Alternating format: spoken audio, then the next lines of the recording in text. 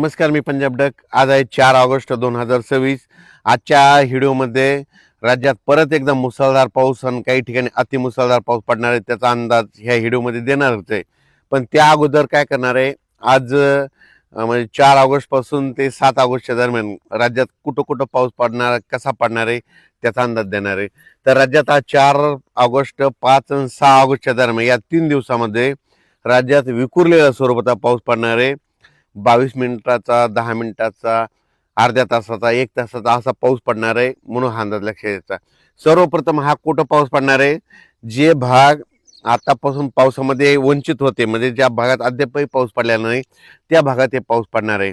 मग सांगायचं झालं तर सोलापूर जिल्ह्यामध्ये मंगळवेढा, त्याच्यानंतर पंढरपूर, कासेगाव, त्याच्यानंतर आटपाडी, जत, त्याच्यानंतर इकडं बारामती, दौंड, इंदापूर ह्या परिसरात देखील पाऊस पडणार आहे.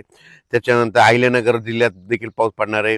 त्याच्यानंतर इकडं लातूर जिल्ह्यामध्ये उदगीर, नळदुर्ग, अक्कलकोट, मंद्रुप ह्या परिसरामध्ये पडणार आहे. त्याच्यानंतर इकडं कंधार, लोहा, पालम, म्हणजे पालम हे भागात पाऊस कमी होता त्या भागात देखील परत एकदा आता पाऊस पडणार आहे.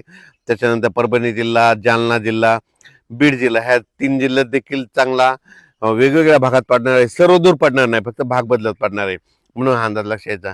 नांदेड जिल्ह्यात आज जरा जास्त पाऊस पडणार आहे, म्हणून हा नांदेडकरांनी अंदाज लक्षात घ्यायचा. धर्माबाद, बिलोली, नायगाव, नरसी,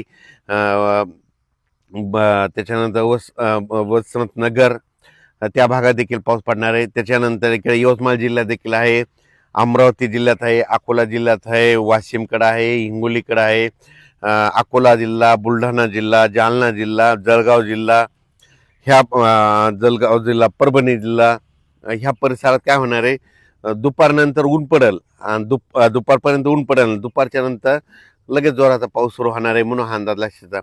आणि मुंबई कोकण पट्टीचा म्हणजे ते पालघर पासून ते इकडं रत्नागिरीपर्यंत, गोव्यापर्यंत ते पाऊस सुरूच राहील. त्याच्यामुळे पुणेकडे देखील सरी सुरू राहते.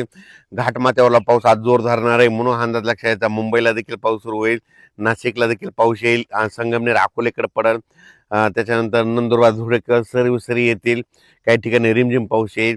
आणखीन 3 दिवस मध्ये राज्यात असाच विखुरलेल्या स्वरूपाचा पाऊस आहे. सर्वदूर नाही, पण पाऊस येणार आहे, म्हणून हा लक्षात घ्यायचा. पण आता याच्यानंतर पाऊस कधी येणार आहे, तर राज्यातल्या शेतकऱ्याला 7 ऑगस्ट पासून ते 13 ऑगस्ट पर्यंत, 13-14 ऑगस्ट पर्यंत शेतीची कामे करण्यास वेळ आहे.